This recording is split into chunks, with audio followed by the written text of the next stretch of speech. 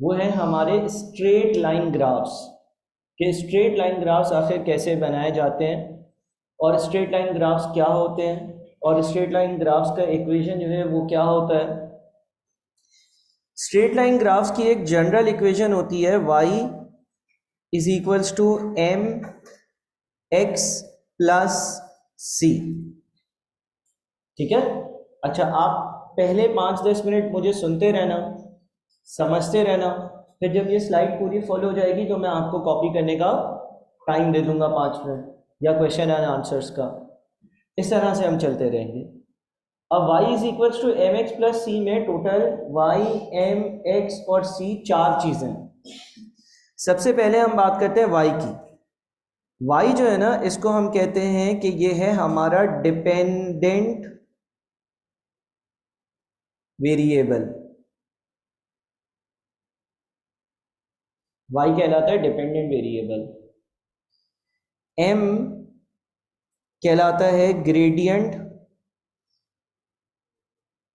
या m जो है ना इसको हम स्लोप भी कहते हैं। m को हम लोग ग्रेडियंट भी कहते हैं, स्लोप भी कहते हैं। x जो है ये कहलाता है इन डिपेंडेंट वेरिएबल, और जो c है वो कहलाता है y इंटरसेप्ट। और अभी जो हम पढ़ रहे हैं ना वो स्ट्रेट लाइन ग्राफ्स पढ़ रहे हैं, यानी कि अगर कोई स्ट्रेट लाइन हो तो उसका ग्राफ किस तरह से बनाया जाता है या बनता है। देखो, जब हम स्ट्रेट लाइन की बात करते हैं ना, जब हम किसी स्ट्रेट लाइन ग्राफ की बात करते हैं तो कुल मिलाकर चार तरह के स्ट्रेट लाइन ग्राफ्स हो सकते हैं। नंबर 1 ऐसा हो सकता है कि ग्राफ ऊपर जा रहा हो। आप हमेशा उल्टे हाथ से सीधे हाथ की तरफ देखते हो। अगर उल्टे हाथ से सीधे हाथ की तरफ देख रहे हो तो ये चीज़ या ये लाइन या ये ग्राफ ऊपर जा रही है, उल्टे हाथ से सीधे हाथ की तरफ। इसको हम कहते हैं कि ये अपवर्ड स्लोपिंग लाइन है, अपवर्ड स्लोपिंग। ठीक है।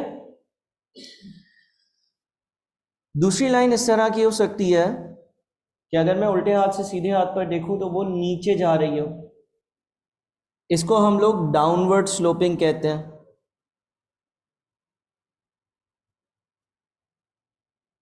तीसरी वाली लाइन जो होती है ना वो इस तरह से सीधी लाइन होती है, इसको हम लोग हॉरिजॉन्टल लाइन भी कहते हैं,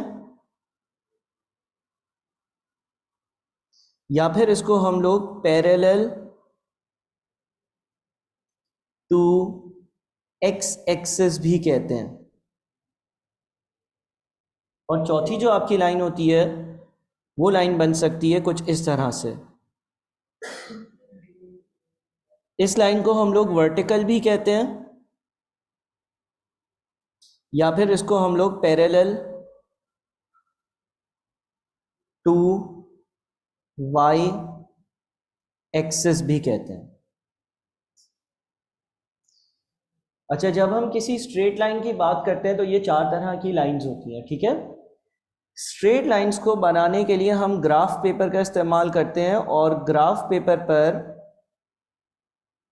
हमारे पास दो एक्सिस होती हैं। ये कहलाती है आपकी एक्स एक्सिस, और ये जो वर्टिकल लाइन है ये कहलाती है आपकी वाई एक्सिस। ये वाला पॉइंट जो बिल्कुल सेंटर में, इसको हम लोग ओरिजिन कहते हैं। सेंटर में बिल्कुल जो पॉइंट आ रहा है ना इसको हम ओरिजिन कहते हैं। यहां पर x और y दोनों जीरो होते हैं। और अगर मैं x की बात करूं तो x एक्सिस पर x की सारी वैल्यूज लिखी जाती हैं। यहाँ पर x 1 है, फिर 2 है, 3 है, 4 है। लेफ्ट साइड पर -1 है, -2 है, -3 है, इस तरह से चलता जाएगा। वाई एक्सेस पर वाई की वैल्यूज़ होती हैं, लेट से ये 1 है, फिर ये 2 है, 3 है, और इस तरह से 4 5 6 ऊपर जाता रहेगा। नीचे -1 है, -2 है, -3 है, इस तरह से नीचे y की वैल्यू नेगेटिव होंगी। सही है। ग्राफ पर हम किसी भी पॉइंट को मार्क कर सकते हैं। मैं एक बार फिर से ज़रा ग्राफ बनाता हूँ। मैं एक बार फिर से ज़रा x एक्सिस बनाता हूँ और y एक्सिस बनाता हूँ। लेट से ये x की यहाँ पे वैल्यू 1 है, यहाँ पर 2 है, यहाँ पर 3 है, y की वैल्यू यहाँ पर 1 है, यहाँ पर 2 है, 3 है, ये -1 है, ये -2 है, -1 -2, इस तरह से -3। मैं एक पॉइंट मार्क करता हूँ, ये वाला, ठीक है, और इसको नाम दे देता हूँ A। अब कोई मुझसे अगर पूछे ना कि A पॉइंट के कोऑर्डिनेट्स क्या हैं, अगर कोई मुझसे ये पूछे कि A पॉइंट के कोऑर्डिनेट्स क्या हैं, तो उसका मतलब ये है कि A पॉइंट पर x कितना था और A पॉइंट पर y कितना था, मुझे ये बताना है। इसके लिए हमें करना ये होगा कि A से हम नीचे आएंगे, नीचे आए तो 2 लिखा हुआ है, ये x की वैल्यू है, और A से हम हॉरिजॉन्टली y की तरफ गए तो y पर 1 लिखा हुआ है, तो हम बोलेंगे कि A जो है ना, इसके कोऑर्डिनेट्स 2, 1 है, यानी कि A जो पॉइंट है ना, उस पर x की वैल्यू 2 है और y की वैल्यू 1 है। इसी तरह से अगर मैं कोई और पॉइंट मार्क कर लूँ, फॉर एग्जांपल ये वाला पॉइंट, इसको मैं B कह दूँ। सबसे पहले x की वैल्यू लिखी जाती है। तो अगर मैं B पॉइंट की बात करूं और मुझे कोई बोले कि बताओ B पॉइंट पर x कितना है, तो मैं यहाँ नीचे आऊँगा, मुझे -3 नज़र आ रहा है, और फिर मैं यहाँ पर इस साइड पर जाऊँगा तो मुझे y3 नज़र आ रहा है। तो मैं बोलूँगा कि B के कोऑर्डिनेट्स जो है ना, वो -3, 3 है, यानी कि B जो पॉइंट है उस पर x की वैल्यू -3 है और y की वैल्यू 3 है। ठीक है। इस तरह के ग्राफ पर हम लोग अपनी स्ट्रेट लाइंस ड्रॉ करते हैं, स्ट्रेट लाइंस बनाते हैं। सही है ना।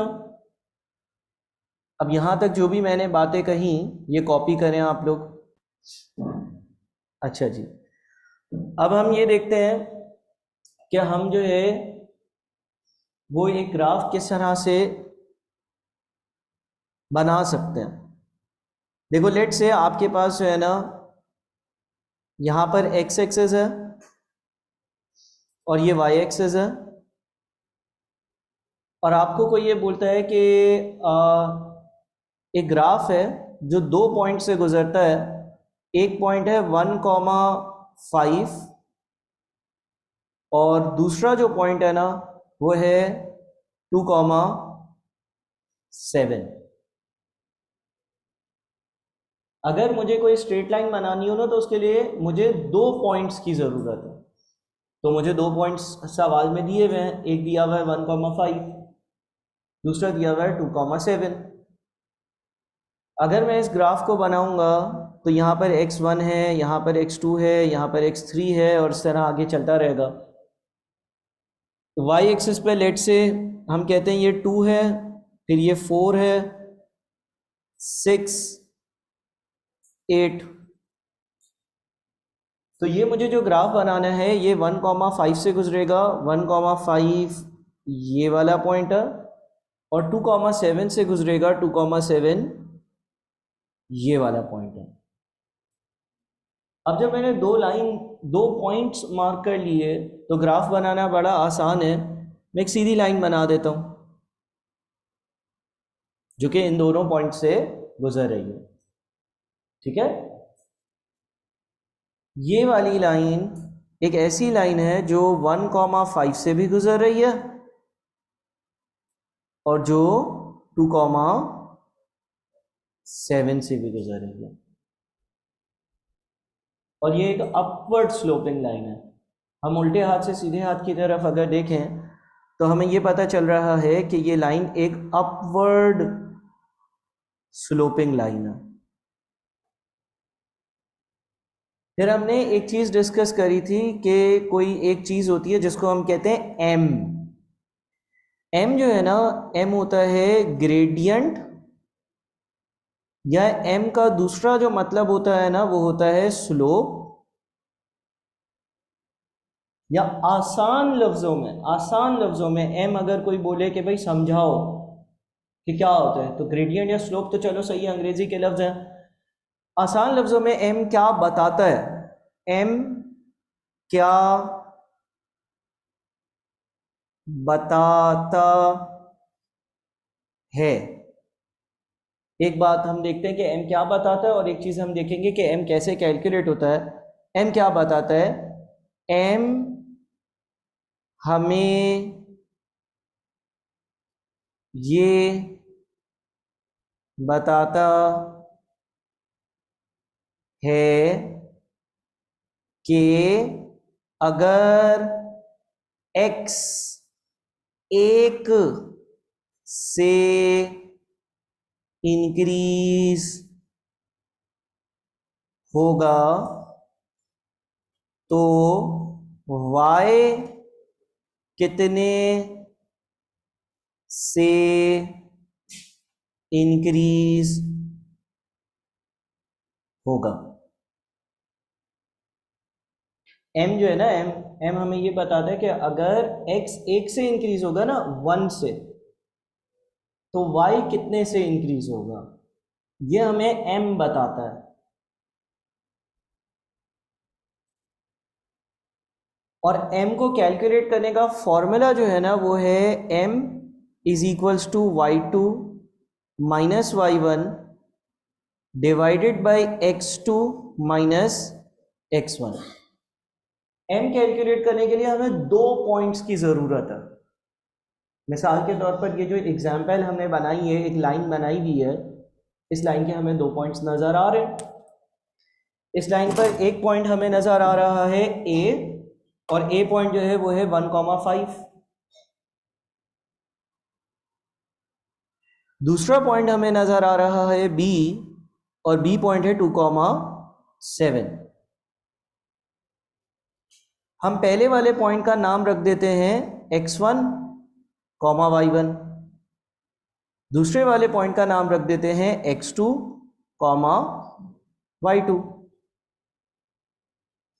अब अगर हम इसको m के फॉर्मूले में डालते हैं तो y2 यानी कि 7 माइनस y1 यानी कि 5 डिवाइडेड बाय x2 यानी कि 2 माइनस x1 यानी कि 1, तो ये 2 बन रहा है, m इज इक्वल्स टू 2। अब यहाँ पर एक सवाल ये भी आता है कि सर आपने 1,5 को x1 y1 क्यों रखा, और 2,7 को x2 y2 क्यों रखा? तो आप ऐसा भी कर सकते थे कि 1,5 जो है इसको आप नाम दे दो x2, y2, और 2,7 जो है ना इसको नाम दे दो x1, y1। ऐसा कर सकते हो, सेम आंसर आएगा। कैसे?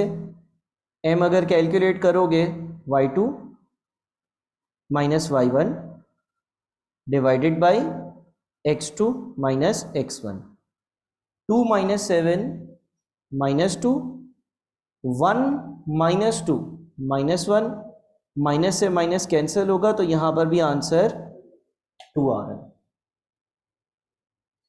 दूसरी बात, m की हमने डेफिनेशन ये पढ़ी कि m हमें ये बताता है कि अगर x में एक का इजाफा होगा, एक का चेंज होगा, तो y कितने से चेंज होगा, ये m बताता है।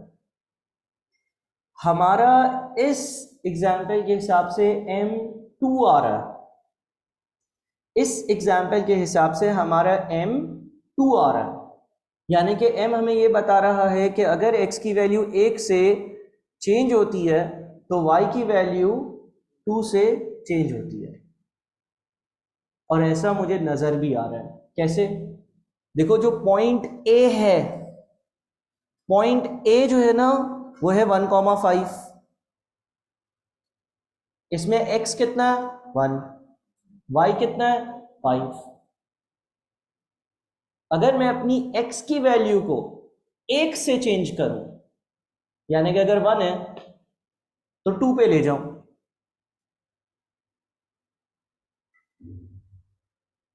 अगर मैं 1 से किसी चीज को 2 पे लेकर जा रहा हूं तो इसका मतलब x की वैल्यू 1 से चेंज हो रही है ना। m2 आ रहा है, इसका मतलब m ये बताता है कि देखो, अगर x को तुम 1 से बढ़ाओगे, x 1 पर है उसको 2 पर कर दोगे, तो y जो है ना, y जो कि 5 है, वो 2 से इंक्रीज होगा। तो 5 में 2 ऐड करो, कितना बनता है 7 बनता है। और ऐसा ही तो हो रहा है। आप देखो जरा, आपके पास जो 2 पॉइंट्स दिए हुए थे वो 1,5 और 2,7 है। यानी कि ये बात सही है कि m मुझे यही बता रहा है। m2 आने का मतलब ही है कि m ने मुझे पहले ही बता दिया कि यार अगर किसी लाइन का m2 है, उसका मतलब ये है कि देखो, अगर x 1 से चेंज होगा तो y यहाँ पर इस केस में, इस एग्जाम्पल में 2 से चेंज होगा। एक और एग्जाम्पल करते हैं। लेट से मैं आपको बोलता हूं कि एक पॉइंट है 1,7, दूसरा पॉइंट है 2,7। एक पॉइंट है 1,7 यानी कि x की वैल्यू 1, y की वैल्यू 7। दूसरा पॉइंट है 2,7 यानी कि x की वैल्यू 2, y की वैल्यू 7। सवाल मुझे ये बोलता है कि इसका ग्राफ बनाओ। अगर मैं इसका ग्राफ बनाऊंगा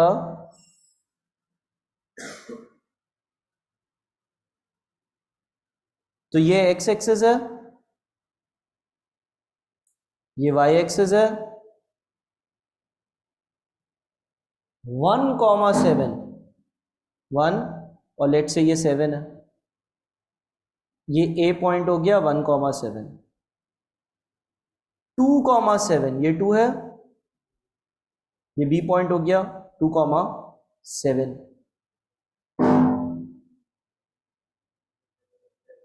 स्ट्रेट लाइन बन गई। ये जो लाइन बनी है ना, बिल्कुल सीधी बनी है, और इस लाइन को हम लोग हॉरिजॉन्टल लाइन भी कहते हैं, और इस लाइन को हम पैरेलल टू एक्स एक्सिस भी कहते हैं। पैरेलल टू एक्स एक्सिस का मतलब है जैसे एक्स एक्सिस है वैसे ही ये लाइन है, उसी सीध में। अब देखो यहां पर, अगर मैं आपको m की डेफिनेशन पर लेकर जाऊं, अगर x की वैल्यू 1 से 2 पर जा रही है, अगर x की वैल्यू 1 से 2 पर जा रही है यानी कि 1 से इंक्रीज हो रही है, तो y की वैल्यू 7 पर थी और 7 पर ही है, यानी कि y की वैल्यू में कोई चेंज नहीं आ रहा। देखो, जब x की वैल्यू 1 से 2 पर गई, y की वैल्यू में कोई चेंज नहीं आया, y पहले 7 था, अभी भी कितना है 7 है। तो m जो है ना वो कितना होगा 0 होगा। क्यों 0 होगा? m हमें ये बताता है कि अगर x 1 से चेंज होगा तो y कितने से चेंज होगा। इस केस में x अगर 1 से चेंज हो रहा है, 1 से 2 पर जा रहा है, तो y में किसी किस्म का कोई चेंज ही नहीं आ रहा, 0 का चेंज है। सर क्या हम फॉर्मूले से कैलकुलेट कर सकते हैं? हाँ, हम अगर अपना m वाला फॉर्मूला यूज करें 1,7 और लेट से 2,7, पहले वाले पॉइंट को हम लोग x1, y1 कह देते हैं, दूसरे वाले पॉइंट को हम लोग x2, y2 कह देते हैं। m का अगर मैं फॉर्मूला यूज करता हूं तो y2 minus y1 divided by x2 minus x1। 7 minus 7 जो है वो 0 होगा, 0/1 0। फॉर्मूले से भी 0 आंसर आ रहा है। ठीक है, तो हम एक कंक्लूजन भी निकाल सकते हैं, और वो कंक्लूजन ये निकाल सकते हैं कि अगर कोई line parallel to X axis होती है, अगर कोई लाइन हॉरिजॉन्टल होती है या पैरेलल टू एक्स एक्सिस होती है, यानी कि वैसी हो जैसे एक्स एक्सिस है, तो भाई एक्स तो बढ़ेगा, वाई में चेंज नहीं आएगा। तो हमेशा याद रखना, हमेशा याद रखना कि कोई भी ऐसी अगर लाइन होगी जो पैरेलल टू एक्स एक्सिस हो, कोई भी line parallel to X axis अगर होगी, कोई भी line parallel to X axis होगी, तो उसका m हमेशा 0 होगा, क्योंकि parallel to X axis line में होगा ये कि जैसे जैसे लाइन पर आगे जाओगे तो x की वैल्यू तो इंक्रीज होगी, लेकिन y की वैल्यू में कोई इंक्रीज नहीं आएगा। अच्छा जी, आगे देखते हैं अब। सही है, रिकॉर्डिंग ऑन है, खामोश हो जाओ बिल्कुल। अच्छा, लेट से मैं वापस से एक लाइन बनाता हूं, और ये लाइन जो है ना, ये एक्स एक्सिस है, ये वाई एक्सिस है, और ये एक मैंने लाइन बना दी, और लाइन पर एक ये पॉइंट है जिसका नाम है ए, और ए पॉइंट के जो कोऑर्डिनेट्स है ना वो है 1,7, और उसके बाद लाइन पर जो है ना वो एक यहां पर पॉइंट मार्क हुआ है बी, और बी के जो कोऑर्डिनेट्स है ना वो है 3,11, और फिर एक सी पॉइंट मार्क हुआ है, ठीक है ना, और सी पॉइंट जो है ना वो है 4, आगे कुछ नहीं लिखा।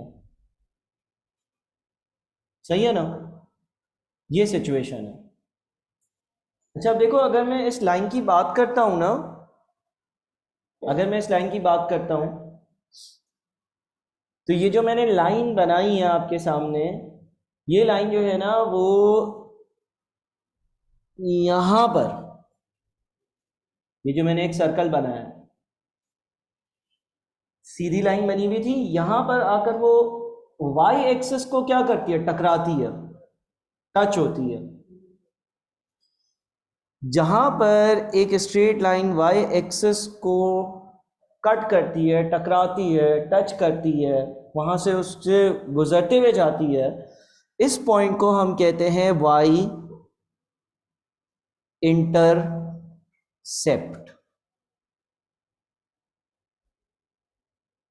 ठीक है, इसी तरह से जब ये लाइन मजीद आगे आएगी तो एक्स एक्सिस को भी टकराएगी। इस जगह को हम कहेंगे एक्स इंटरसेप्ट,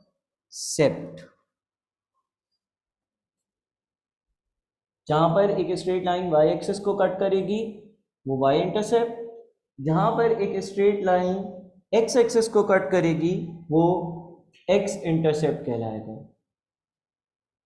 सही है, तो इस लाइन का एक वाई इंटरसेप्ट है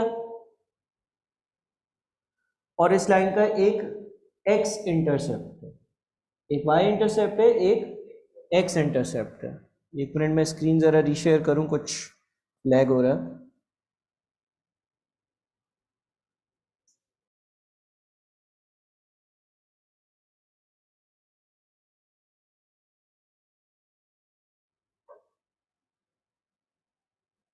ठीक है जी।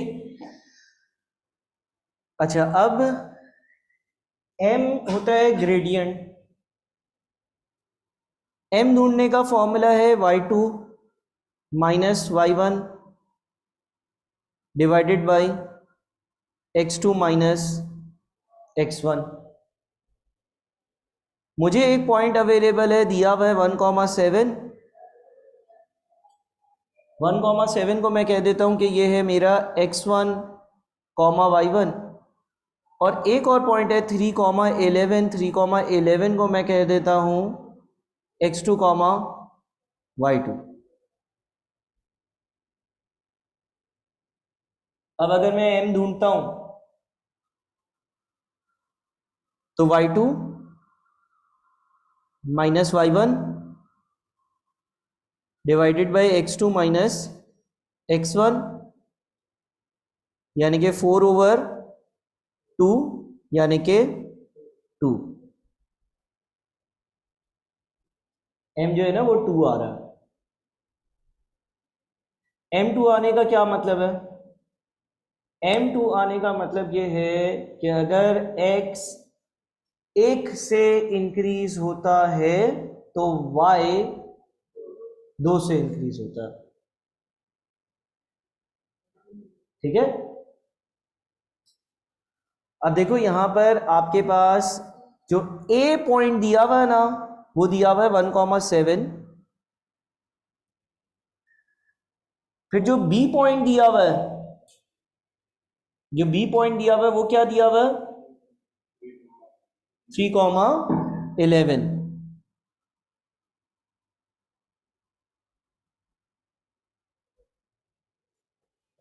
बीच में एक और पॉइंट भी होगा ना, जब x1 है तो y7 है। जब x को 1 से इंक्रीज करूंगा और 2 पर लेकर आऊंगा तो y9 हो जाएगा। क्यों? इसलिए क्योंकि m2 आ रहा है ना इस लाइन का। अगर इस लाइन का m2 आ रहा है तो m के 2 आने का मतलब क्या है? m के 2 आने का मतलब ये कि अगर x 1 से इंक्रीज होता है तो y 2 से इंक्रीज होता है। तो इसका मतलब 1,7 के बाद एक होगा 2,9। 2,9 के बाद होगा 3,11 जो दिया हुआ है ना। अच्छा, सी पॉइंट, अगर कोई पूछे सी पॉइंट पर y कितना होगा, तो मैं बोलूंगा कि जो सी पॉइंट है ना उस पर y जो है वो 13 होगा। इसलिए क्योंकि सी पॉइंट पे क्या हो रहा है, वापस से 1 से इंक्रीज हो रहा है तो y 2 से इंक्रीज होगा। तो सी पॉइंट जो है वो होगा 4,13, यानी कि ये 13 होगा। और यहां पर भी एक चीज होगी, यहां पर जो चीज होगी उसको लेट से डी पॉइंट कह देते हैं, वो होगा 2,9।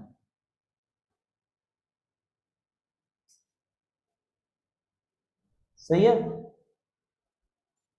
अच्छा, अगर हम फर्दर पीछे आते हैं ना, देखो अगर x 1 से इंक्रीज होता है तो y कितने से इंक्रीज हो रहे हैं? यहां पर 2 से। क्यों? क्योंकि m2 आ रहा है। ये एक बात हो गई। दूसरी बात यह है कि अगर उल्टा चले, 1,7 से कोई पूछे पीछे क्या होगा, यानी कि अगर मैं x में से एक हटा दूं, 1 में से एक हटा दूं तो 0 आ गया। 7 में से 2 हटाने पड़ेंगे अब। तो इसका मतलब ये वाला जो पॉइंट होगा ना 0,5 होगा। y इंटरसेप्ट, जो होगा ना वो 0,5 होगा। ओरिजिन पर x और y दोनों 0 होता है, फिर वो 1 होता है, फिर 2 होता है, फिर 3 होता है ना। तो अगर x की वैल्यू यहाँ पर देखेंगे y एक्सिस पर तो वो 0 और y की वैल्यू 5। तो ये जो हमारा y इंटरसेप्ट है ना, y इंटरसेप्ट वो 0,5 होगा। सही है। y इंटरसेप्ट जो है उसके कोऑर्डिनेट 0,5 होंगे। अच्छा, अगर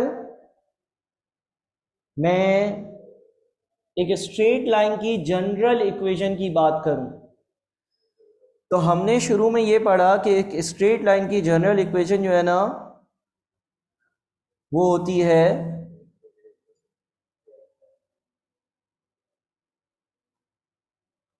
y is equals to m x plus C.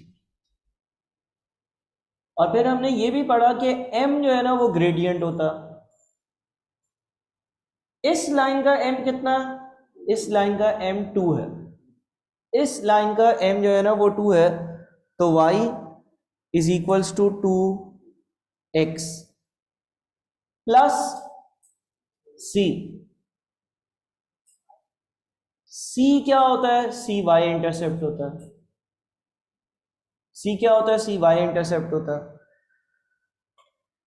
c जो है ना आपका y इंटरसेप्ट होता है, यानी कि आपके पास जो y इंटरसेप्ट का कोऑर्डिनेट होता है ना, कोऑर्डिनेट जो यहां पर 0,5 आ रहा है, इसमें y वाली वैल्यू, ये लाइन जो है वो y एक्सिस को 0,5 पर कट कर रही है, वहां पर y की वैल्यू 5 है, तो वो मेरा c होगा। यानी कि मैं y is equal to m x plus c को इस केस में लिख सकता हूं y is equal to 2x plus 5, y is equal to 2x plus 5। m की जगह मैंने 2 लिख दिया क्योंकि मैंने ढूंढ लिया है, और c की जगह मैंने 5 लिख दिया क्योंकि मैंने यहाँ पर वो भी ढूंढ लिया है कि वो 5 होगा। कैसे ढूंढा है, m2 आ रहा था ना, तो मैं 1,7 से एक स्टेप पीछे गया, x में से 1 माइनस किया 0 आ गया, और 7 में से 2 माइनस किए तो 5 आ गया। सही है सर, क्या c ढूंढने का और कोई तरीका है? हाँ, एक और तरीका है, वो तरीका ये है कि आप क्या करो, आपने जब m ढूंढ लिया ना, जब आपने m ढूंढ लिया तो m ढूंढने के बाद आपको ये पता चल गया कि इक्वेशन कुछ इस तरह से होगी, y is equals to 2x plus c. जब आपने m ढूंढ लिया तो आपको इतना पता चल गया कि इक्वेशन जो है ना वो y is equals to 2x plus c होगी। m की जगह तो 2 आएगा, c नहीं मालूम। अब c कैसे ढूंढना है? देखो, आपको ये पता है ना कि ये जो लाइन मैं बना रहा हूं, ये लाइन 1,7 से गुजरती है, ये लाइन 3,11 से गुजरती है। तो आप कोई भी एक पॉइंट पिक करो, मिसाल के तौर पर आप पिक कर लो 1,7। 1,7 का मतलब है कि जब x 1 है तो y जो है ना वो 7 है, और आप y की जगह 7 लिख दो, x की जगह 1 लिख दो और c ढूंढ लो। 2 इंटू 1 2 होगा, 7 में से 2 माइनस होगा, 5 बच जाएगा, तो c जो है वो 5 आएगा।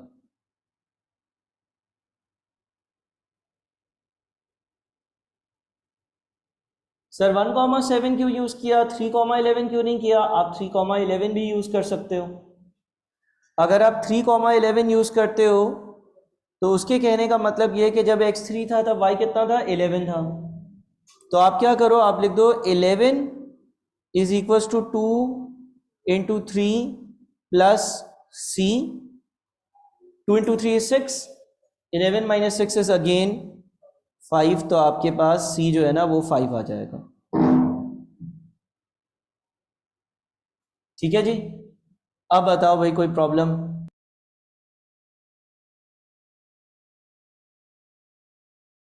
अच्छा, अब हमें ये पता चल गया है कि m और c क्या चीज़ें हैं। ठीक है, एक स्ट्रेट लाइन की general equation y is equals to m x plus c होती है।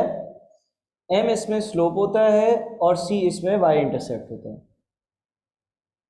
अगर लेट से आपको कोई एक इक्वेशन बना कर दे, बोले y is equals to 2x plus 6, तो आप बोलोगे कि भाई इस लाइन का m जो है ना वो 2 है और c जो है ना वो 6 है। और आप उसको ये भी बता सकते हो कि ये वाली जो लाइन होगी ना ये 0,6 से गुजरेगी क्योंकि इसका y इंटरसेप्ट 6 है। और अगर m2 है तो आप उसको ये भी बता सकते हो कि अगला पॉइंट 1,8 होगा, उससे अगला पॉइंट 2,10 होगा, उससे अगला पॉइंट 3,12 होगा। क्योंकि अगर m2 है तो उसका मतलब ये है कि अगर x 1 से इंक्रीज होगा तो y 2 से इंक्रीज होगा। और आप ये वाली लाइन जो है वो स्केच या ड्रॉ कर कर भी बता सकते हो।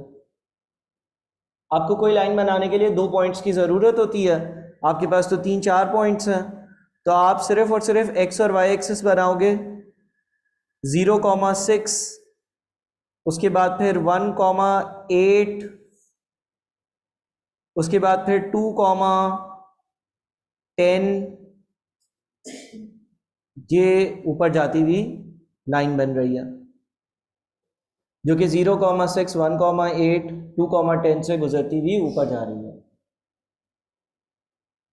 कभी भी कोई भी लाइन अपवर्ड स्लोपिंग होती है, कभी भी कोई भी लाइन अपवर्ड स्लोपिंग होती है, अपवर्ड स्लोपिंग का मतलब ये है कि अगर मैं उसको उल्टे हाथ से सीधे हाथ पर देखूं तो ऊपर जा रही होती है, तो उसमें हमेशा x जब बढ़ता है ना तो y भी इंक्रीज होता है, बढ़ता है। और इसीलिए किसी भी अपवर्ड स्लोपिंग लाइन का, किसी भी upward sloping line, upward sloping line का m ग्रेटर देन 0 होता है, 0 से ज्यादा होता है। एक और लाइन की एग्जांपल देता हूं। लेट से आपके पास लिखा हुआ है y is equals to -2x + 7।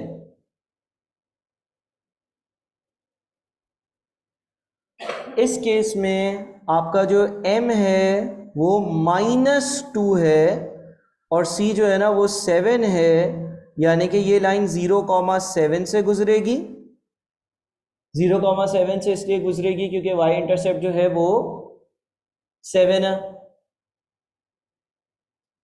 इसका m -2 है। -2 का मतलब ये है कि अगला जो पॉइंट होगा ना वो होगा 1,5। m हमें ये बताता था कि अगर x 1 से चेंज होगा तो y में कितना चेंज आएगा। यहां इसने कहा कि y में -2 का चेंज आएगा, 2 का नहीं, -2 का चेंज आएगा, यानी कि अगर x 0 से 1 पर जाएगा तो जो 7 है y उसमें से 2 की कमी होकर वो 5 पर चला जाएगा। अगला पॉइंट क्या होगा, 2,3। -2 है, +2 थोड़ी है। -2 ये बता रहा है कि अगर x 1 से चेंज होगा, x से इंक्रीज होगा तो y में 2 की कमी आएगी, इजाफा नहीं, कमी, -2। और अगर मैं इस लाइन को ड्रॉ करूंगा ना तो मैं अगेन अपने पास ये x एक्सिस बनाता हूं, y एक्सिस बनाता हूं, 0,7, लेट से ये वाला पॉइंट है 0,7। अगला पॉइंट जो है ना वो 1,5 है।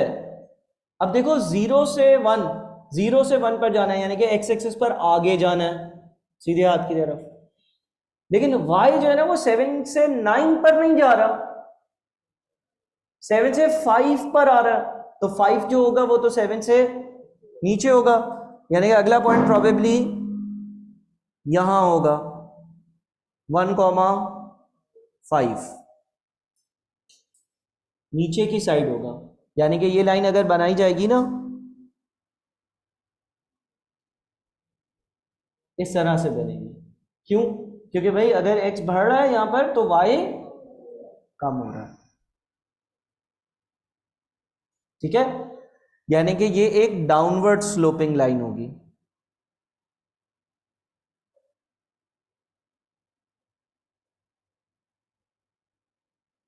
और आपने ये याद रखना है कि अगर कोई भी डाउनवर्ड स्लोपिंग लाइन होगी ना तो उसका m <0 होगा, नेगेटिव में आएगा। m-2 होने का मतलब ही है कि अगर x 1 से बढ़ेगा तो y 2 से कम होगा, इंक्रीज नहीं होगा बल्कि कम होगा, ठीक है। तो अगर कोई अपवर्ड स्लोपिंग लाइन है उसका m ग्रेटर देन 0 होगा, अगर कोई डाउनवर्ड स्लोपिंग लाइन है तो उसका m लेस देन 0 होगा। अगर कोई अपवर्ड स्लोपिंग लाइन है तो उसका m ग्रेटर देन 0 होगा, अगर कोई डाउनवर्ड स्लोपिंग लाइन है तो उसका m लेस देन 0 होगा। सही है। एक और केस, लेट से आपके पास लिखा हुआ है 5y is equals to 15x plus 10। अब देखो, आपको कभी भी m और c की वैल्यू अगर मालूम करनी है ना, तो आपको अपने इक्वेशन को y is equals to m x plus c, y is equals to m x plus c इस फॉर्म में लेकर आना है। अब यहां पर मसला ये आ रहा है कि y जो है ना उसके साथ 5 लिखा हुआ है। अब इसको कैसे हटाएं? इसको हटाने के लिए हम क्या करते हैं, दोनों साइड्स को 5 से डिवाइड कर देते हैं।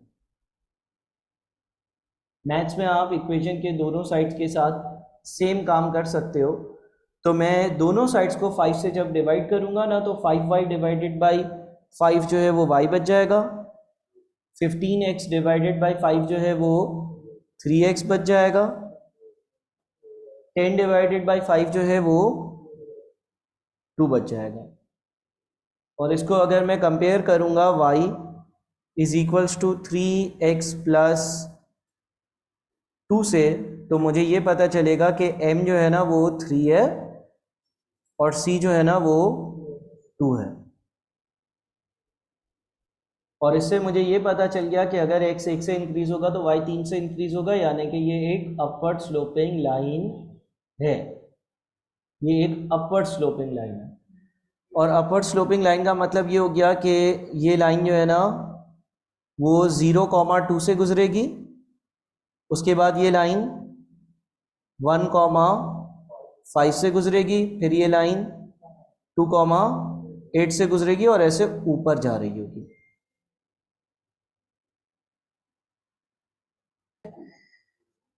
अब आपके पास लेट से मैंने यहां पर ये x एक्सिस बनाया, ये y एक्सिस बनाया और ये एक लाइन बनाई और इसका नाम है लाइन नंबर 1, और एक ये लाइन बनाई और इस लाइन का नाम है लाइन नंबर 2। दो लाइंस बना दी मैंने। अब आपको सवाल में एक बात लिखी हुई है कि line 1 and line number 2 are parallel lines. सवाल ये बोलता है कि लाइन 1 और लाइन 2 दोनों पैरेलल लाइंस हैं। पैरेलल लाइंस क्या होती हैं? पैरेलल लाइंस वो होती हैं जो number 1 move in same direction. Parallel lines वो होती हैं जो सेम डायरेक्शन में मूव करें। नंबर 2, नेवर इंटरसेक्ट, कभी इंटरसेक्ट नहीं करेंगी, कभी एक दूसरे को टकराएंगी नहीं, मिलेंगी नहीं, क्रॉस नहीं करेंगी। Number 3, have same and equal gradient. और दोनों का जो ग्रेडियंट होगा ना वो एक ही जितना होगा। मिसाल के तौर पर लेट से लाइन नंबर 1 है ना, मैं तुम्हें ये बोल दूं लाइन नंबर 1 का एक पॉइंट है 1,10, दूसरा पॉइंट है 2,14, और मैं तुम्हें बोलूं लाइन 1 का ग्रेडियंट बताओ, तो ग्रेडियंट का फॉर्मूला है y2 minus y1 upon x2 minus x1। आपके पास जो पॉइंट है 1,10 उसको हम कह देते हैं x1, y1। जो दूसरा पॉइंट है 2,14 इसको हम कह देते हैं x2 y2। तो जब हम m कैलकुलेट करेंगे तो 14 माइनस 10 डिवाइडेड बाई 2 माइनस 1 4 आएगा। इसका मतलब लाइन नंबर वन का जो m है या ग्रेडियंट है वो कितना है, 4 है। और अगर सवाल में ये मेंशन है कि लाइन नंबर 1 और लाइन नंबर 2 दोनों पैरेलल लाइंस हैं, ये मेंशन है अगर सवाल में है, तो अगर लाइन नंबर 1 का ग्रेडियंट 4 है ना, तो लाइन नंबर 2 का जो ग्रेडियंट होगा वो भी 4 होगा। कैलकुलेट करने की जरूरत ही नहीं है। अगर दो लाइंस पैरेलल हैं तो दोनों का ग्रेडियंट एक दूसरे के बराबर होता है। अगर दो लाइंस पैरेलल हैं तो दोनों का ग्रेडियंट एक दूसरे के बराबर होता है। अगर लाइन 1 का ग्रेडियंट 4 है तो लाइन 2 का ग्रेडियंट भी 4 ही होगा। अब साथ में मैं आपको ये बोल देता हूं कि लाइन नंबर 2 जो है ना, लाइन नंबर 2 वो 1,14 से गुजरती है। लाइन नंबर 2, लाइन नंबर 1 नहीं, लाइन नंबर 1 तो कहां से गुजरती थी, 1,10 से, और 2,14 से गुजरती थी, और उसका m जो आ रहा था वो 4 आ रहा था। और अगर सवाल में लिखा हुआ है लाइन 1 और लाइन 2 पैरेलल लाइंस है, तो अगर लाइन नंबर 1 का ग्रेडियंट 4 आ रहा है तो लाइन नंबर 2 का ग्रेडियंट भी 4 ही होगा, बराबर होगा। दो पैरेलल लाइंस का ग्रेडियंट एक दूसरे के बराबर होता है। अब मैंने आपको बोला लाइन नंबर 2 जो है ना वो 1,14 से गुजरती है, और मैं आपसे ये पूछता हूं कि मुझे लाइन नंबर 2 का इक्वेशन बताओ। लाइन नंबर 2 का इक्वेशन बताओ। लाइन नंबर 2 का जो m होगा वो 4 होगा। लाइन नंबर 2 का जो m है वो 4 होगा। क्यों? क्योंकि लाइन 1 और लाइन 2 दोनों पैरेलल लाइंस हैं। अगर लाइन 1 का m 4 है तो लाइन 2 का m भी 4 ही होगा। तो अगर लाइन नंबर 2 का m 4 ही होगा तो ये बन गया y is equal to 4x plus c। अब अगर c ढूंढना है तो लाइन नंबर 2 से 1,14 गुजर रहा। आप एक काम करो, y की जगह 14 लिखो, x की जगह 1 लिखो और c ढूंढो, तो c 10 आएगा। ऐसे भी ढूंढ सकते थे या दिमाग यूज कर भी ढूंढ सकते थे कि यार अगर एक लाइन 1,14 से गुजरती है और उसका m 4 है तो उसके x में 1 कम करूंगा तो वो 0 पर जाएगा, 14 में से 4 कम करूंगा तो वो 10 पर जाएगा। तो लाइन नंबर 2 की जो इक्वेशन है वो क्या बन जाएगी, y is equals to 4x plus 10 बन जाएगी। लाइन नंबर 2 की इक्वेशन 4x प्लस 10 बन जाएगी। प्रॉपर्टी जो आपने यहाँ पर अच्छे से याद रखनी है वो ये है कि अगर line 1 and line 2 parallel lines हैं, अगर लाइन नंबर 1 और लाइन नंबर 2 पैरेलल लाइंस हैं तो दो पैरेलल लाइंस का ग्रेडियंट एक दूसरे के बराबर होता है। चलो अगली चीज, मैं वापस से यहां पर x और y एक्सिस बनाता हूं। एक लाइन इस तरह से ऊपर जाती हुई बनाता हूं, लाइन नंबर 1, और एक लाइन इस तरह से नीचे आती हुई बनाता हूं और इसको मैं कहता हूं लाइन नंबर 2। और इन दोनों के बीच में जो है ना 90 डिग्रीज का एंगल है, यानी कि जिस तरह से प्लस का निशान होता है तो प्लस के निशान में जो है वो 90 डिग्रीज का एंगल होता है हर लाइन के बीच में। अगर ये प्लस का निशान है ना तो इधर 90 डिग्री है, इसी तरह से ये 90 डिग्री है, ये भी 90 डिग्री है, ये भी 90 डिग्री है। लेकिन अगर इस तरह से बनी हुई है दो लाइनें क्रॉस कर रही हैं एक दूसरे को, तो फिर 90 डिग्री नहीं बना ना। इस तरह से भी क्रॉस तो कर रही है, लेकिन ये 90 डिग्री से ज़्यादा होगा, ये छोटा सा एंगल होगा। ये अगर 150 डिग्री होगा, ये 30 डिग्री होगा। यहाँ पर जो लाइन 1 और लाइन 2 बनाई है, इन दोनों लाइंस के बीच में 90 डिग्री का एंगल है, प्लस का निशान जिस तरह से होता है। ठीक है, अगर दो लाइंस के बीच में 90 डिग्री का एंगल है तो वो दोनों लाइंस कहलाती हैं, line 1 and line 2 are perpendicular lines. Perpendicular lines का मतलब ये होता है कि दो ऐसी लाइंस के जिसमें बीच में 90 डिग्री का एंगल हो। अगर हम परपेंडिकुलर लाइंस की बात करते हैं ना, तो परपेंडिकुलर लाइंस के बीच में 90 डिग्रीज का एंगल होता है। ठीक है, अगर हम परपेंडिकुलर लाइंस की बात करते हैं तो अगर फॉर एग्जांपल एक लाइन का ग्रेडियंट पॉजिटिव होगा ना, तो दूसरी लाइन का ग्रेडियंट नेगेटिव होगा। ये भी लाजमी है, क्योंकि एक लाइन अपवर्ड स्लोपिंग होगी, ऊपर जा रही होगी, दूसरी लाइन डाउनवर्ड स्लोपिंग होगी नीचे जा रही होगी। और यहां पर आप ये कह सकते हो कि अगर दो लाइंस परपेंडिकुलर हैं तो जब दो परपेंडिकुलर लाइंस के ग्रेडियंट को मल्टीप्लाई किया जाता है ना, आंसर -1 आता है। m1 multiplied by m2 is equals to -1।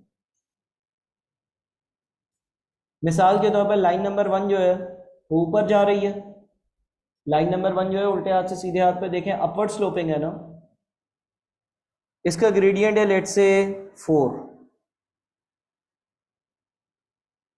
Positive 4 इसलिए क्योंकि अगर कोई लाइन अपवर्ड स्लोपिंग है तो उसका ग्रेडियंट पॉजिटिव होगा।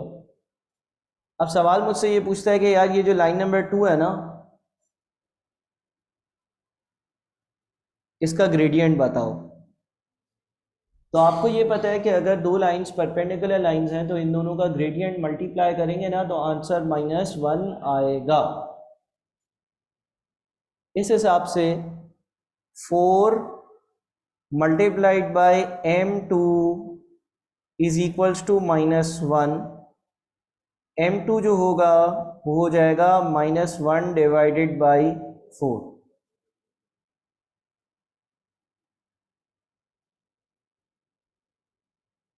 यानी कि दूसरी लाइन का ग्रेडियंट -1/4 होगा। ठीक है, ये वाली प्रॉपर्टी कि दो लाइंस का ग्रेडियंट अगर हम मल्टीप्लाई करें और आंसर -1 आएगा, ये प्रॉपर्टी परपेंडिकुलर लाइंस की प्रॉपर्टी है। परपेंडिकुलर लाइंस में ऐसा होगा, और पैरेलल लाइंस में क्या होगा, दोनों का ग्रेडियंट एक दूसरे के बराबर आ रहा होगा, सेम आ रहा होगा। अगली चीज है पॉइंट ऑफ इंटरसेक्शन।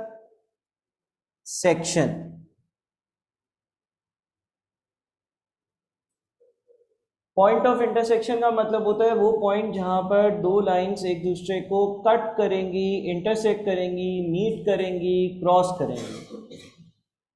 मिसाल के तौर पर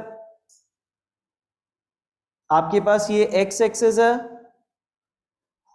और ये आपके पास y एक्सिस है। ठीक है, x एक्सिस और y एक्सिस आपके पास मौजूद है। अब आपके पास एक लाइन जो है ना वो ऊपर जाती हुई लाइन है।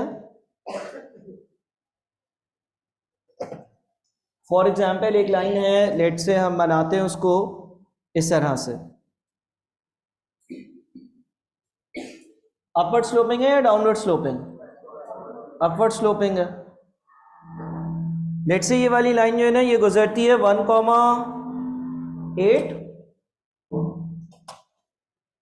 और 2,10 से। 1,8 और 2,10 से गुजरती है। इस लाइन का एक पॉइंट है 1,8, दूसरा पॉइंट है 2,10। m कितना होगा? 2 होगा। ढूंढना चाहो तो ऐसे भी कर सकते हो, y2 minus y1 divided by x2 minus x1, 2 आएगा। सही है ना? इसका c कितना होगा? इसका c 6 होगा। क्यों 6 होगा भाई? इससे पिछले पॉइंट पर आओ ना, x में से 1 निकालो 0, तो y में से 2 निकाल लें तो 6, यानी कि ये वाला पॉइंट जो है ये 0,6 होगा। या आप यूं भी कर सकते हो, y is equal to m x plus c तक पहुंच गए। अब आपको पता है कि m2 है, c ढूंढने के लिए क्या करेंगे? कोई भी एक पॉइंट, फॉर एग्जांपल 1,8 इधर पुट करेंगे तो 8 is equals to 2 into 1 plus C, 2 into 1 is 2, 8 में से 2 माइनस होगा तो c जो है वो 6 आएगा। तो इस लाइन का इक्वेशन क्या बनेगा? y is equals to 2x plus 6। इस लाइन का equation y is equals to 2x plus 6 बनेगा। m ग्रेटर देन 0 आ रहा है, क्यों? अपवर्ड स्लोपिंग लाइन है। एक और लाइन बनाते हैं, और वो लाइन हम बना लेते हैं इस तरह से, ब्लू वाली, ठीक है? और ये वाला पॉइंट जो है ना, ये मैं कह देता हूं, ये वाला पॉइंट 0,10 कह देते हैं। अब ये जो ब्लू वाली लाइन है ना, ब्लू वाली लाइन, अगर हम ब्लू लाइन की बात करेंगे तो हम बोलेंगे ब्लू लाइन 0,10 से गुजर रही है, और उसके बाद ब्लू वाली लाइन 1,8 से भी गुजर रही है। दो जगह से गुजर रही है ना, 0,10 नीचे आई, 1,8 से भी गुजरी और नीचे चलती भी चली गई। अगर इस लाइन की बात करेंगे तो m ढूंढने के लिए y2 यानी कि 8 माइनस y1 यानी कि 10 डिवाइडेड बाय x2 यानी कि 1 माइनस x1 यानी कि 0, तो -2 आंसर आएगा। और हम ये जानते हैं कि अगर एक डाउनवर्ड स्लोपिंग लाइन होती है तो उसका m जो होता है ना, वो नेगेटिव ही आता है, क्योंकि वो ये बता रहा होता है कि अगर x 1 से इंक्रीज होगा तो y डिक्रीज होगा, और यहाँ पर -2 का मतलब ये कि अगर x 1 से इंक्रीज होगा तो y 2 से डिक्रीज होगा।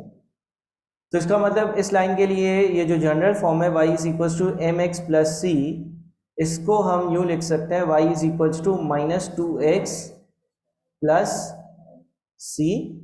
सी ढूंढने के लिए क्या करेंगे? सर हमें पता है ढूंढना क्या है, 0,10 है, यानी कि सी जो है वो 10 है। लेकिन अगर कोई बोले नहीं मुझे ढूंढना है, तो वो क्या करेगा? कोई भी एक पॉइंट पिक करेगा, फॉर एग्जांपल 0,10, y की जगह 10 लिखेगा, x की जगह 0 लिखेगा। जब इसको सॉल्व करेगा -2 इंटू 0, 0 यानी कि c इज इक्वल टू 10 ही आएगा। तो इक्वेशन क्या बनेगी? y is equal to -2x plus 10। ये जो ब्लू वाली लाइन थी, जो डाउनवर्ड स्लोपिंग लाइन थी, उसकी इक्वेशन बन गई।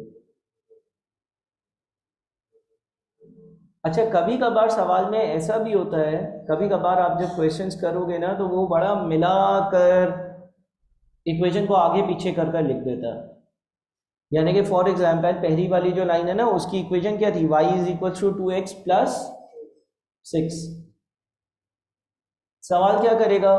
ऐसे ही कभी कभार इस इक्वेशन को मैं ऐसे भी तो लिख सकता हूँ, y is equal to 2x plus 6 है ना, इसको मैं y -2x is equal to 6 लिख सकता हूँ, बिल्कुल लिख सकता हूँ। y is equals to 2x plus 6 जो है, y is equals to 2x plus 6 जो है, उसका जो 2x है उसको मैं लेफ्ट साइड पर y -2x is equals to 6 भी लिख सकता हूँ। सवाल आपको ये बोलेगा कि y -2x is equals to 6 जो है ना, वो एक लाइन है, लाइन नंबर 1, उसका इक्वेशन है। इसी तरह से ये जो ब्लू वाली लाइन है, ये आ रही है हमारे पास y is equals to -2x plus 10। अगर मैं -2x को उल्टे हाथ पे ले आऊं तो मैं उसको ऐसे भी लिख सकता हूं ना, y plus 2x is equal to 10। सवाल ने ये बोल दिया कि भाई ये लाइन नंबर 2 है, दो लाइन से दी। अच्छा देखो, एक लाइन ऊपर जा रही थी रेड वाली और ब्लू वाली लाइन नीचे आ रही थी। एक लाइन ऊपर जा रही है, एक लाइन नीचे जा रही है, तो दोनों कहीं पर टकराए हैं। कहां पर? 1,8 पर। जहां पर दो लाइंस एक दूसरे को कट करें, इंटरसेक्ट करें, मीट करें, ओवरलैप करें, क्रॉस करें, उस पॉइंट को हम कहते हैं पॉइंट ऑफ इंटरसेक्शन।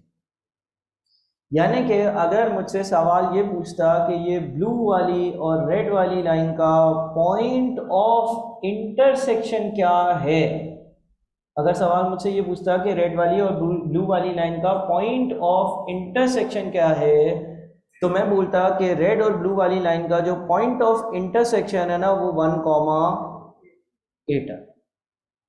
रेड वाली और ब्लू वाली लाइंस का जो पॉइंट ऑफ इंटरसेक्शन है ना वो 1,8 है। यानी कि ये दोनों लाइंस 1,8 पर एक दूसरे को कट करती हैं, क्रॉस करती हैं, मीट करती हैं, इंटरसेक्ट करती हैं, ओवरलैप करती हैं।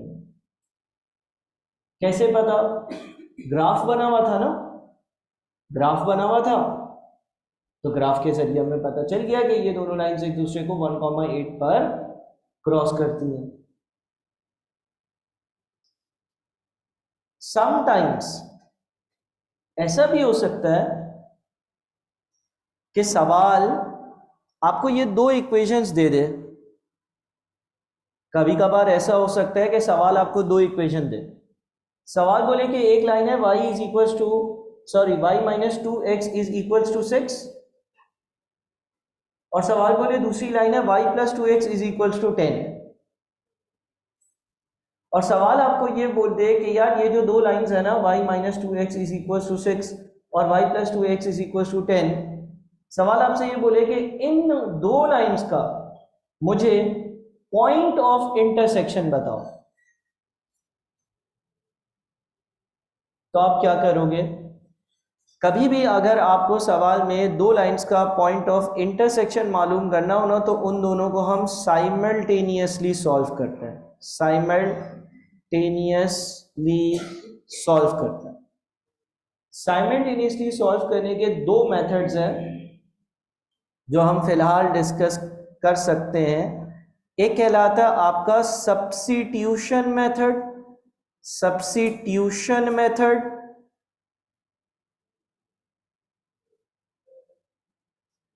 और एक मेथड आपका कहलाता है एलिमिनेशन मेथड। पहले यहां तक कॉपी करो, उसके बाद हम सब्स्टिट्यूशन और एलिमिनेशन मेथड देखते हैं।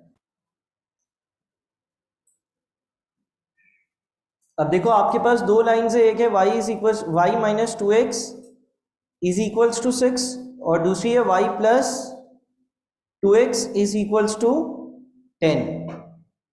दो लाइंस हैं आपके पास, y minus 2x is equals to 6, y plus 2x is equals to 10। इन दोनों लाइंस का पॉइंट ऑफ इंटरसेक्शन जो है वो क्या आ रहा था? 1,8। अब हम अगर इन दोनों लाइंस का point of intersection substitution method से निकालें, सब्स्टिट्यूशन मेथड से निकालें, तो हम करेंगे ये कि हम लेट से इसको इक्वेशन नंबर 1 कहते हैं, इसको इक्वेशन नंबर 2 कहते हैं। अगर हम 1 की बात करें तो 1 जो है वो है y minus 2x is equals to 6। y को अगर लेफ्ट साइड पे रहने दो तो हम इसको लिख सकते हैं y is equals to 2x plus 6। फिर ये जो y is equals to 2x plus 6 है, यानी कि y 2x प्लस 6 के बराबर है, इस चीज को हम सब्स्टिट्यूट कर दें in equation number 2। Substitute in equation number 2 का मतलब है कि इक्वेशन नंबर 2 में जिस जगह पर y लिखा हुआ हो वहां पर हम 2x प्लस 6 लिखते हैं। क्योंकि हमें पता है y जो है वो 2x प्लस 6 के बराबर है। तो हमारी जो इक्वेशन नंबर 2 है वो है तो y plus 2x is equals to 10। हम y की जगह 2x प्लस 6 अगर लिख दें तो ये बन जाएगा 2x plus 6 plus 2x is equals to 10। अब 6 जो है प्लस का वो सीधे हाथ पर जब जाएगा तो 10 में से -6 हो जाएगा। 10 में से जब 6 माइनस होता है तो क्या बचता है, और उल्टे हाथ पर 2x दोनों को ऐड करेंगे तो 4x आ जाएगा। जब ये 4x आ जाएगा तो दोनों साइड्स को 4 से डिवाइड करेंगे तो x 1 आ जाएगा। और यही हमारे पास x की वैल्यू आ रही थी, हमारा जो पॉइंट ऑफ इंटरसेक्शन था उस पर x की वैल्यू 1 थी। अब y कैसे निकालेंगे? y निकालने के लिए हम कोई भी इक्वेशन यूज कर सकते हैं, पहला या दूसरा। जब हमें x पता चल गया तो हम अब x की जगह 1 लिख सकते हैं तो y आ जाएगा। मिसाल के तौर पर हमें यह भी पता है ना कि y किसके बराबर है, y is equals to 2x plus 6। तो भाई ये काम करते हैं ना, हम जो है y is equals to 2 into 1 plus 6, तो ये y जो है वो 8 आ गया। इसका मतलब ये हो गया कि पॉइंट है 1,8 और यही पॉइंट ऑफ इंटरसेक्शन था। ठीक है, इसी तरह से हम जो है वो एलिमिनेशन मेथड देखते हैं कि एलिमिनेशन मेथड कैसे अप्लाई होता है। देखो हमारे पास एक इक्वेशन है y minus 2x is equals to 6, दूसरी इक्वेशन है y plus 2x is equals to 10। इसमें हम क्या करते हैं कि हम एक अननोन को एलिमिनेट करते हैं, हटाते हैं। कैसे हटाएंगे? अब देखो जो पहली इक्वेशन है ना, पहली इक्वेशन, इसमें से दूसरी इक्वेशन को अगर मैं माइनस कर दूं, मैथ्स में ऐसा कर सकते हैं कि एक इक्वेशन में से दूसरी इक्वेशन को माइनस करें। तो मैं पहली इक्वेशन में से दूसरी इक्वेशन को माइनस करता हूं। माइनस करने का मतलब ये है कि तुम यहां पर माइनस माइनस माइनस का साइन लगा दो, एक सीधी लाइन बना दो, और फिर क्या करो, y के, अच्छा ये याद रखना, y के नीचे y हो, x के नीचे x हो, तो ऐसी सेटिंग तो यहां पर हुई भी है। अब देखो ऊपर वाला y माइनस दूसरी वाली इक्वेशन में भी y है, y माइनस y क्या बनेगा, 0, खत्म हो जाएगा। फिर ऊपर है -2x, उसमें से मुझे माइनस करना है प्लस का 2x, क्या बनेगा, -4x। -2x माइनस प्लस का 2x, जब हम -2x में से माइनस करते हैं प्लस का 2x तो प्लस माइनस माइनस बन जाता है, तो ये -2x बन जाता है, यानी कि -4x बन गया। और फिर 6 -10, 6 - 10 क्या होगा, -4, यानी कि ये बन गया -4x is equals to -4, minus minus cancel, तो 4x इज इक्वल्स टू 4, और दोनों साइड्स को 4 से डिवाइड किया तो x इज इक्वल्स टू 1। जब x 1 आ गया फिर क्या करेंगे, x की वैल्यू 1 जो है वो ऊपर किसी भी इक्वेशन में आप पुट कर दो, y की वैल्यू आ जाएगी। मिसाल के तौर पर एक इक्वेशन आपके पास है y -2x is equals to 6, है ना। तो आप क्या करो, आप y -2x की जगह 1 लिखा, 6, y इज इक्वल्स टू 6 + 2, और ये आ गया 8। तो आपके पास अगेन जो पॉइंट बन गया वो बन गया 1,8। सर क्या हम दोनों इक्वेशंस को ऐड नहीं कर सकते थे? हाँ, यहाँ पर आप ऐड भी कर सकते थे। कैसे ऐड कर सकते थे? देखो आप ऐसा भी कर सकते थे ना, y -2x is equals to 6, और दूसरा क्या है Y plus 2x is equal to 10, दोनों को ऐड कर दो। जब हम ऐड करेंगे ना, प्लस करेंगे दोनों को, तो y प्लस वाई क्या होगा 2y, फिर -2x प्लस 2x खत्म हो जाएगा, और 10 प्लस 6 16, तो यहां क्या होगा 2y is equal to 16, y is equal to, यहां पर 8, y पहले आ गया।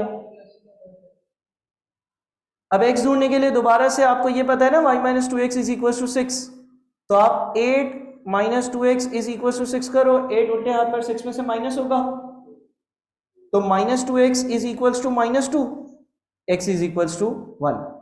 सर अगर कभी ऐड या सब्ट्रैक्ट करने से एक चीज गायब ना हो रही हो तो क्या करेंगे, वो हम बाद में पढ़ लेंगे। ठीक है, अभी तो ऐड या सब्ट्रैक्ट करने से या तो y या तो x जो है वो खत्म हो रहा है, और हमें अगेन हमारा आंसर मिल गया 1,8। तो पहला वाला मेथड सब्स्टिट्यूशन मेथड कहलाता है, जिसमें आप एक चीज़ को, एक इक्वेशन को दूसरे में सब्स्टिट्यूट करते हो, और दूसरा मेथड एलिमिनेशन मेथड कहलाता है, इसको भी कॉपी कर लो।